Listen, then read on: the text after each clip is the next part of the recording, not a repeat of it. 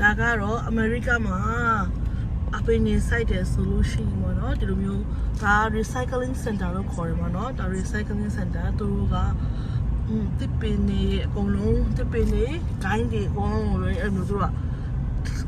ပိုးတက်ပြီးတော့မှအဲ့လိုမျိုးပေါ့နော်ကျိတ်ပြီးတော့မှ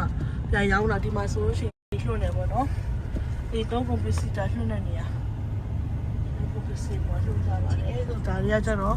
mosh တွေရဲ့ပြီးတဲ့ခါကျတော့ compost ဆိုတာကျတော့မြေဩဇာရဲ့ပြီးတော့မြေကြီးပေါ့နော် garden soil ဆိုပြီးတော့အဲ့လိုမျိုးမရောင်းတဲ့နေရာဖြစ်တယ်ပေါ့နော်ဒီမှာ compost တွေမြေဩဇာတွေ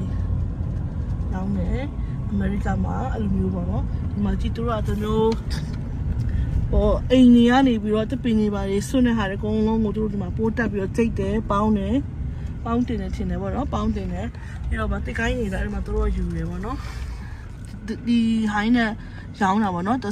scoop ဆိုရင်သူတို့ကအမ20ကျော်30ကျော်အဲ့လိုမျိုးနဲ့ရောင်းကြတာပေါ့နော်ကျမကတော့အခုဒီမှာလာဝယ်တာကတော့မြေဩဇာ channel မှာသုံးမဲ့မြေဩဇာလာဝယ်ပါတယ်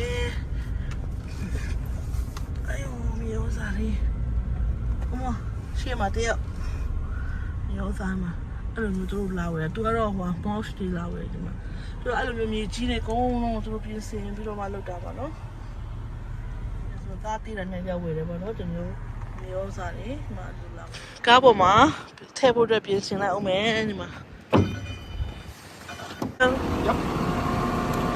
ညမှာဝယ်လိုက်ပြီ receipt ပြိုင်းနဲ့ထည့်အောင်မယ်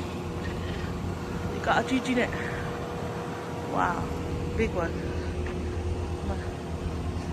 ဒါကတော့$24ပေးရတယ်ပေါ့နော်ဝယ်တဲ့မှာမြေကြီးတွေကိုသူတို့အဲ့လိုမျိုးစုပြီးမှဒါတွေက mosh တွေပါဒါတသားဆွေးတွေပေါ့နော်တသားစားတွေကိုသူကဆေးတက်ထားတယ်တက်ပြီးတော့မှဘိုးတွေကိုတက်တယ်ညရောင်းရည်ကုန်တက်ပြီးတော့မှထည့်ထားတာဒီမှာကကြတော့မြေဩစာတွေသူအဲ့ဒါကြီးနဲ့မှပြီးတော့သူထည့်မယ်ဒီမှာကားပေါ်မှာဒီရန်တိုက်တော့လေးဆန်တဲ့ဖက်ကိုပဲတော့ရတယ်certifying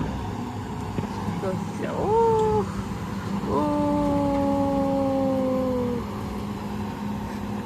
ကားထဲမှာအပြည့်ထည့်ပါတယ်။မလေးကားတော့မှဟိုဖြစ်သွားတယ်။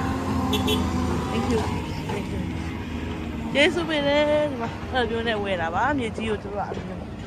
ရောင်းတာပါမြေကြီးရောင်းတာပါရှင်မပြည့်သွားပြီကားပြည့်ထည့်လိုက်ပြီ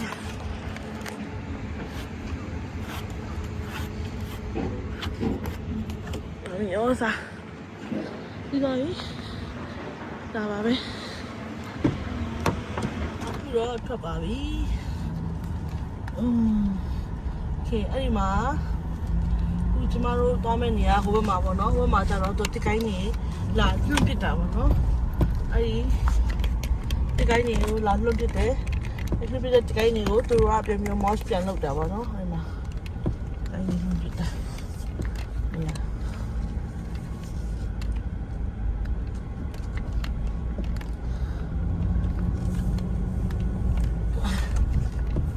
တော့မြေကြီးတွေတူလောင်နေနေရမြေဩစာတွေလုပ်တဲ့နေရာပေါ့နော်မိုက်တွေမိုက်ကနေပြီးတော့ရွှေဖြစ်အောင်လုပ်တဲ့နေရာဒီနေ့က Sunday မဟုတ်တော့လူသိမများဘူးဒါပေမဲ့ Sunday နေ့ဆိုရင်တော့ Sunday တော့ပိတ်တယ် Saturday နေ့ဆိုရင်တော့အလားများတယ်တောက်ကြစနေဆိုရင်များမှများ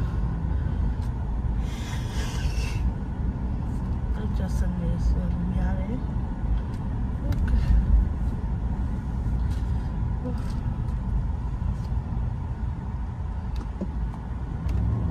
ကျန်နေပါပြီဒါပါအမေရိကမှာဒါအမိုက်လွတ်တဲ့နေရာဆိုမှအမိုက်လုံးဝမရှိပါဘူးနော်ဘယ်လောက်တောင်မှတန့်လဲဆိုရင်အမေရိကတန့်ချိုက်တဲ့နေရာလဲဆိုရင်နော်လူတွေကလည်းစီကန်းရှိကြတယ်အမိုက်ကိုမလွတ်ကြဘူးအမိုက်လွတ်တဲ့နေရာဆိုမှတန့်ပြတ်နေတာပဲဒါကလည်းဖြူဒီ recycling center ပေါ့နော်ဗမာလို့ဆိုရင်တော့ဗာလဲစီပင်ပေါ့နော်အဲ့ဒါအခြေကြီးပဲပေါ့နော်သူကဒီမှာတွေ့လာ လမ်းမှာအကျယ်ကြီးပဲပြီးတော့ခါကျတော့ဒီရှေ့မှာရှိတဲ့ကားတွေပေါ့နော်ဒီကားတွေကကျတော့သူတို့ကဒီကားတွေကဘာလဲဆို weight ချိန်တဲ့နေရာပေါ့နော်ကျမလည်း weight ချိန်ရတယ်အသွားမှာ weight ချိန်ရတယ်အပြန်ကြရင်တော့ကျမကချိန်စရာမလိုတော့ဘူးဘာဖြစ်လို့ဆိုကျမကသူတို့ဆက်ပစ္စည်းဝယ်တာဆိုတော့သူတို့ကကျတော့ဟောပေါ့နော်အိမ်ဆောက်ပစ္စည်းတွေတို့ပြီးတော့ခါကျတော့ဒီ constructor တမားတွေဆိုလို့ရှိရင်သူတို့ကပတ်စံပေါ့နော်ကောက်တဲ့ခါပြီးတော့ဘယ်လိုကောက်လဲဆိုလို့ရှိရင်အသွားမှာသူတို့ကကားတွေကိုချိန်ပြီးတော့ခါကျအပြန်ကြလို့ရှိရင်အဲ့ဒီ empty ပြန်ချိန်တယ်ပေါ့နော်weight ကဘယ်လောက်ရှိတဲ့ပုံမှာတီးပြီးတော့သူတို့ကပတ်စံကောက်တာပေါ့တိတ်တော့မများပါဘူးနော်50ပေါ့နော်အဲ့လောက်ပဲရှိတယ်ပြီးတော့အခုဒီမှာကြည့်အရန်တရှင်းတယ်ဒီမှာလမ်းနေရဆိုအရန်တအမေရိကဟောပေါ့နော်ကောင်းတာတခုကကြတော့ဘယ်နေရာတော့တရှင်းမဲနိုင်ငံချမ်းသာတယ်ဆိုတာလမ်းနေရစအရန်ကောင်းတယ်ပြီးတဲ့ခါကျတော့ပေါ့နော်နေရာတိုင်းမှာဗာလဲကားမောင်းလို့ရတယ်ပေါ့နော်အင်တာနက်တွေကအကုန်ရတယ်